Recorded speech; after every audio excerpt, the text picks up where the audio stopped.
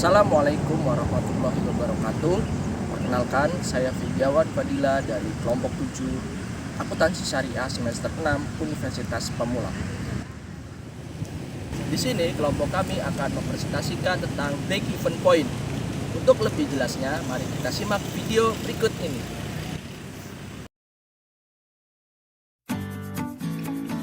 Sebelum masuk ke materi pembahasan, kita perkenalkan dulu anggota kelompok kami, yaitu yang pertama ada Raihan Kenardi Dewanto, yang kedua Satria Askia Rahman, dan yang ketiga Virgiawan Fadila.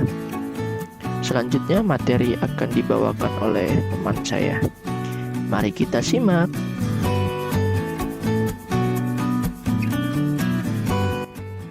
Apakah BEP itu?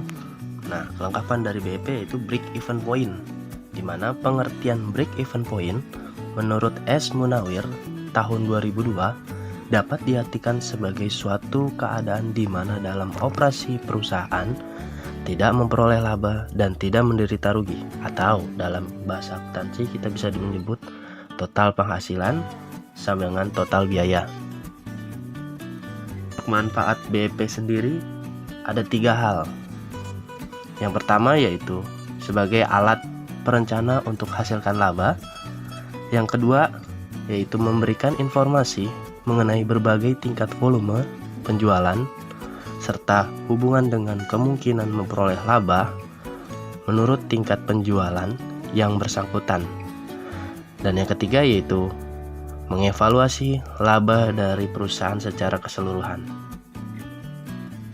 Nah, untuk selanjutnya yaitu ada analisis BEP berguna apabila beberapa asumsi dasar dipenuhi. Asumsi-asumsi tersebut sebagai berikut. Di sini ada 3 asumsi. Yang pertama yaitu biaya-biaya yang dikeluarkan perusahaan dapat dikelompokkan dalam biaya variabel dan biaya tetap. Dan yang kedua, besarnya biaya variabel secara total berubah-ubah secara proporsional dengan volume produksi atau penjualan. Ini berarti bahwa biaya variabel per unit adalah tetap. Dan yang ketiga yaitu besarnya biaya tetap secara total tidak berubah meskipun ada perubahan volume produksi atau penjualan. Ini berarti bahwa biaya tetap per unitnya berubah-ubah karena adanya perubahan volume kegiatan. Untuk selanjutnya yaitu kegunaan BEP, di mana kegunaan tersebut ada 3 hal juga nih. Nah, yang pertama yaitu untuk mengetahui jumlah minimal produk yang harus terjual agar perusahaan tidak mengalami kerugian. Dan yang kedua yaitu untuk mengetahui jumlah penjualan yang harus dipertahankan agar perusahaan tidak mengalami kerugian. Dan ketiga yaitu untuk mengetahui besarnya penyimpanan penjualan berupa penurunan volume yang terjual agar perusahaan tidak menderita kerugian. Di sini kita bisa lihat beberapa contoh metode dalam penghitungan break even point atau BEP. Yang pertama, rumus pertama yaitu BEP dalam kurung unit sama dengan FC pangkat P sama dengan V. Nah, bagi ya. Nah, yang kedua yaitu BEP dalam kurung nominal rupiah sama dengan FC per 1 FC per S, dimana FC dikatakan sebagai biaya tetap dan S dikatakan sebagai penjualan dan P dikatakan sebagai harga per unit atau S per unit. Nah, untuk FC dikatakan sebagai biaya variabel. Untuk V dikatakan sebagai biaya variabel per unit atau VC per unit.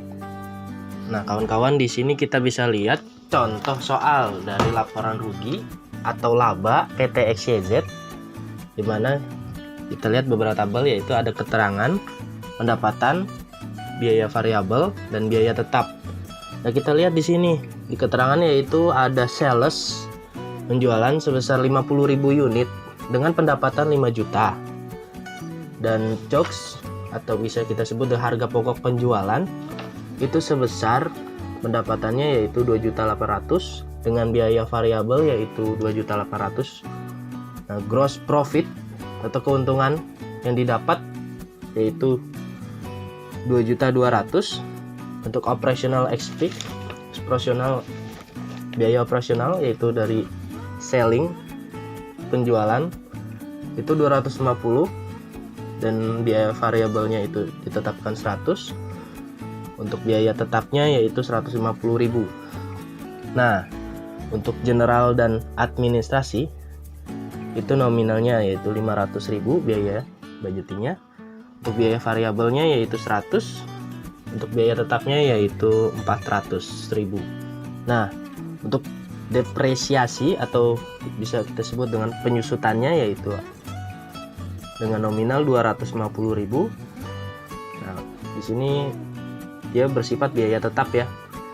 250.000 masuk kolomnya. Dijumlah total dari sales, penjualan dan COGS, harga pokok penjualan dan gross profit yaitu dijumlah total menjadi 101 juta. Mohon maaf. Nah, di sini ada akun EBIT. Apa tuh EBIT? Yaitu pendapatan sebelum bunga pajak. Nah, pendapatannya berapa? Itu ada 1.200.000. Nah, yang di bawah itu interest atau tambahan uang atau tambahan modal masuk ke akun pendapatan yaitu 1.200.000 dan masuk ke biaya tetap yaitu 200.000. Nah, untuk selanjutnya yaitu ada akun EBT atau bisa kita sebut dengan laba sebelum pajak. Itu masuk ke akun pendapatan yaitu 1 juta. Untuk tax atau pajak senilai 50%. Besar 50% masuk ke akun pendapatan 500.000. Dan untuk IT itu bisa kita sebut dengan laba bersih setelah pajak. Nah, masuk ke akun pendapatan yaitu 500.000. Nah, total biaya keseluruhan yaitu untuk biaya variabel sebesar 3 juta rupiah dan untuk biaya tetapnya itu sebesar 1 juta rupiah. Nah, kita bisa lihat nih cara penyelesaiannya. Di sini diketahui biaya tetapnya sebesar 1 juta. Terus harga per unitnya itu 5 juta dibagi 50.000 unit sama dengan 100. Nah, untuk biaya variabel per unitnya itu 3 juta dibagi 50.000 unit sama dengan 60. Nah, selanjutnya yaitu ada VC atau biaya variabel sebesar 3 juta dan akun S itu penjualan yaitu sebesar 5 juta. Nah, kita jawab nih di sini ya. Di mana break even point? Di sini kita mencari unit ya. 1 juta rupiah dibagi dengan hasil dari harga per unit yaitu 100 dikurang dengan biaya variabel dari hasil variabel per unit 60 sama dengan menghasilkan 25.000 unit. Nah, selanjutnya itu untuk mencari BP-nya, nilai nominalnya yaitu 1 juta dibagi dengan 1 dikurang dengan 3 juta dibagi dengan 5 juta. Nah, 3 juta itu masuk tadi ke biaya variabelnya. Nah, 5 juta ini adalah penjualannya. Oke. Nah, hasilnya adalah 2.500.000 untuk BEP-nya. Nah, kesimpulannya yaitu untuk menguji apakah pada penjualan sebesar 2.500.000, keuntungan atau ruginya sama dengan 0 ya kawan-kawan. Nah, itu dia. Baik, saya akan jelaskan tentang sales mix. Apa sih sales mix itu?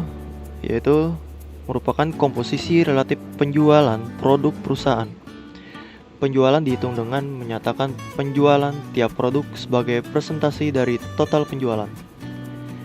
Sales mix atau bauran penjualan terdapat dalam perusahaan yang memproduksi satu atau lebih dari satu jenis produk.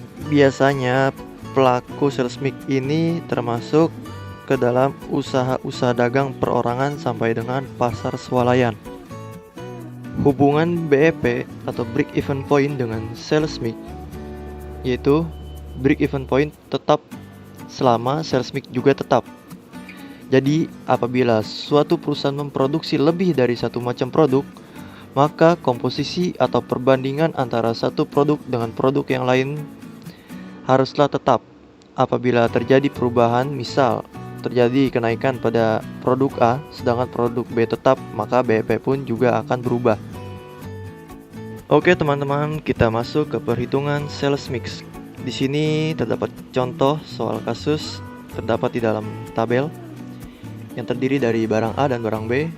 Keterangannya itu sales barang A ada 10.000 unit, jumlahnya 1 juta, barang B 5.000 unit, jumlahnya 1 juta, total 2 juta.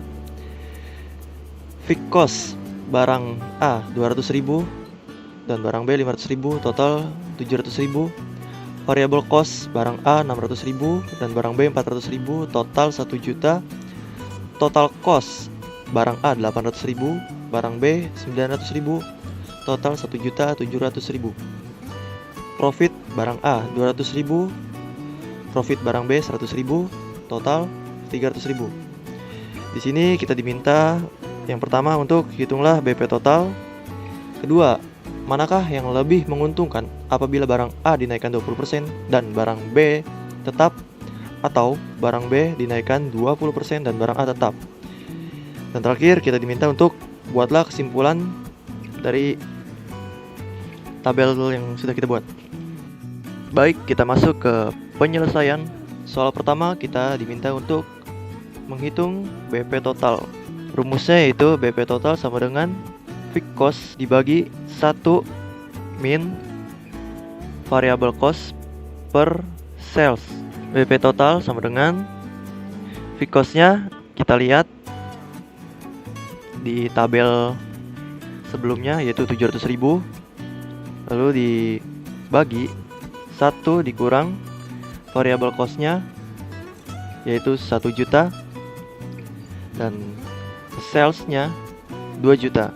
Jadi BP total sama dengan 700.000 per 1 min 0,50. BP total sama dengan 700.000 per 0,50 sama dengan 1.400.000. Jadi total BP sama dengan 1.400.000 rupiah. Selanjutnya kita bahas soal yang kedua, yaitu anggapan pertama barang A naik 20% dan barang B tetap. Dapat kita lihat pada tabel berikut ini, penjualan pada barang A menjadi 12.000 unit dengan jumlah 1.200.000, barang B tetap 5.000 unit, jumlah 1 juta, total menjadi 2.200.000. Fixed cost untuk barang A 200.000 dan barang B 500.000, total 700.000. Variable cost barang A berubah menjadi 720.000, barang B 400.000, total menjadi 1.120.000. Total cost untuk barang A 920.000 dan barang B 900.000. Total cost 1.820.000. Profit untuk barang A sebesar 280.000 dan barang B 100.000. Total profit menjadi 380.000. Break even point total untuk barang A yang naik sebesar 20% menjadi 700.000 per 1 dikurang 1.120.000 dibagi 2.200.000 sama dengan 700.000 per 1 dikurang 0,51 sama dengan 700.000 per 0,49. Break even point total untuk barang A yang naik sebesar 20% adalah Rp1.428.571. Selanjutnya yaitu anggapan kedua, barang B naik 20% dan barang A tetap.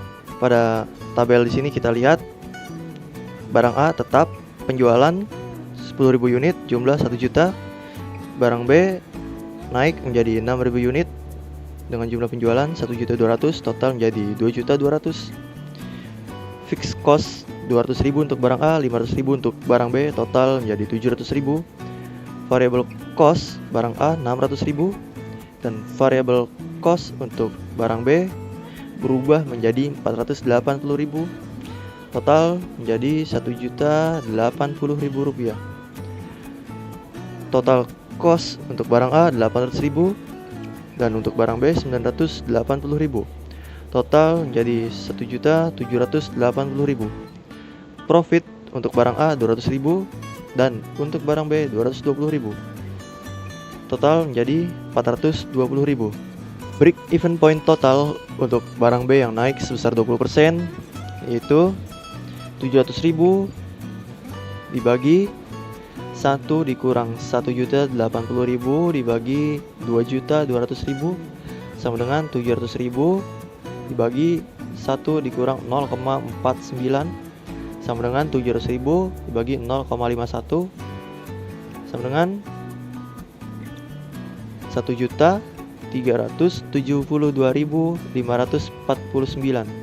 Jadi total break even point total untuk barang B yang naik 20% menjadi 1.372.549. Baik, kita masuk ke soal yang terakhir untuk memperoleh kesimpulan manakah yang menguntungkan dari kedua alternatif tersebut. Perlu dibandingkan satu dengan yang lain mengenai profit yang diperoleh seperti berikut. Kita lihat dalam tabel ada profit dan break even point. Yang pada tabel awal yaitu yang semula 300.000 untuk profit dan BEP 1.400.000.